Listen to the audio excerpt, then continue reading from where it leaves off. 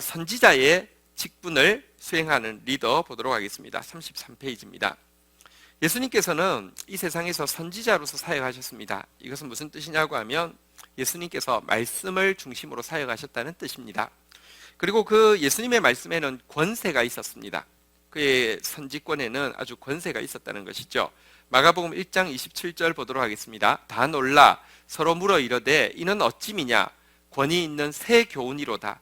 더러운 귀신들에게 명한즉 순종하는도다 하더라.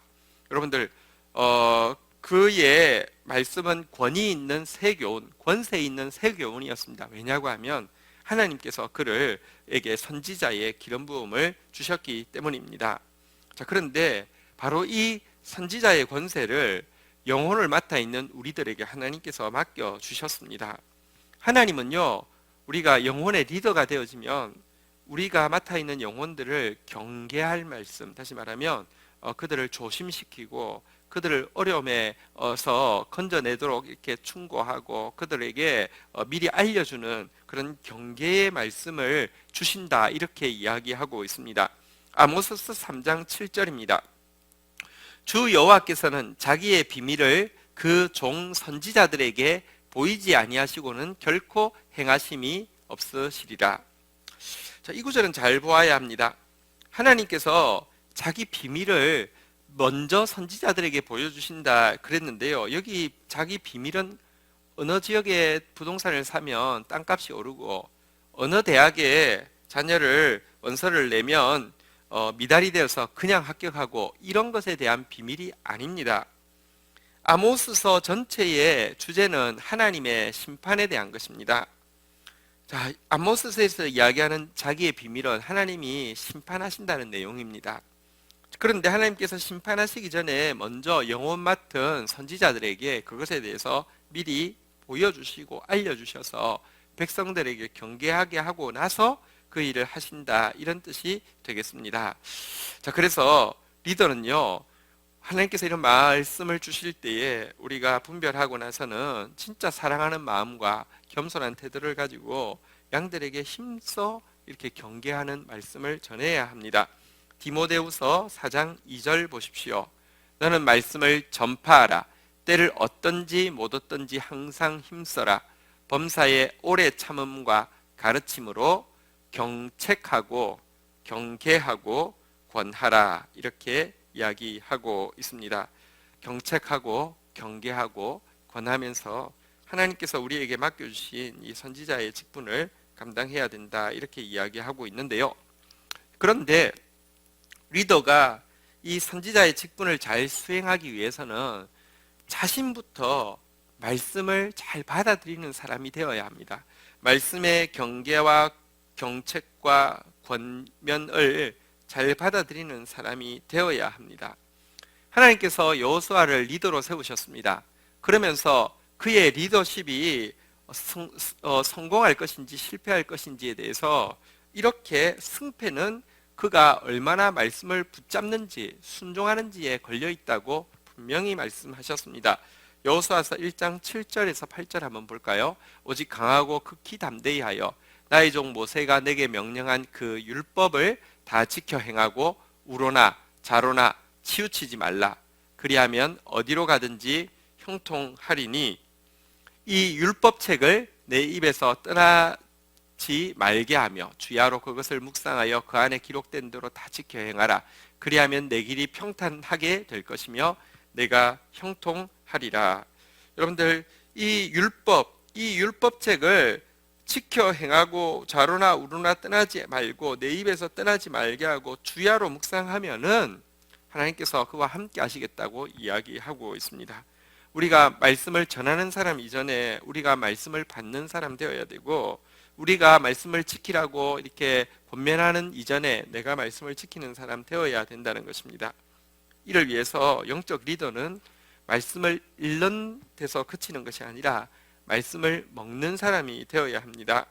성경에 보면 많은 선지자들이 말씀을 먹었다는 표현이 있습니다. 말씀을 먹을 때 입에는 너무 썼지만 배에서 달았다, 이런 표현도 있고요. 하나님께서 말씀을 먹여주시는 장면을 여러 선지자들에게 보여주고 있습니다. 말씀을 먹는다는 것과 말씀을 읽는다는 것은 무슨 차이가 있을까요? 말씀을 먹는다는 것은 우리가 말씀을 머리로만 아는 것이 아니라 온 삶으로 체험하고 그 결과 내가 고백하는 상태를 말씀을 먹었다라고 이야기합니다. 여러분, 음식을 먹고 나면 내가 힘이 생기고요. 좋은 음식을 먹고 나면 피부가 좋아지고, 여러분들 이렇게 표시가 나지 않습니까? 정말 내가 말씀을 먹었다고 하면 내 삶에 변화가 일어나는 말씀, 이것을 말씀을 먹었다고 이야기합니다. 우리 한번 볼까요? 우리 요한복음 1장 1절 같이 한번 읽도록 하겠습니다. 태초부터 있는 생명의 말씀에 관하여는 우리가 들은 바요, 눈으로 본 바요, 자세히 보고 우리가 손으로 만진 바라. 여러분들, 그냥 머릿속에만 있는 듣고 본 정도가 아니라 손으로 만진 바 되어진 진짜 체험한 그런 말씀이 되어야 된다, 이렇게 이야기하고 있습니다. 하나님은 요셉을 리더로 세우셨습니다. 특별히 그 시대에 자기 아브라함의 자손, 야곱의 자손을 전체를 구원하는 통로로, 구원자로도 사용하셨을 뿐 아니라 당시 기근에 시달리고 있던 온 세계를 먹여 살리는 리더로 사용하셨는데요. 여러분, 그를 언제까지 연단시켰느냐고 하면 그가 말씀을 체험한 바 되어질 때, 말씀이 진짜 먹은 것이 되고 말씀이 진짜 손으로 만진 것이 될 때까지 연단하셨다고 이야기하고 있습니다. 시편 105편 17절에서 19절 보시면요, 그가 한 사람을 앞서 보내셨으며 요셉이 종으로 팔렸도다.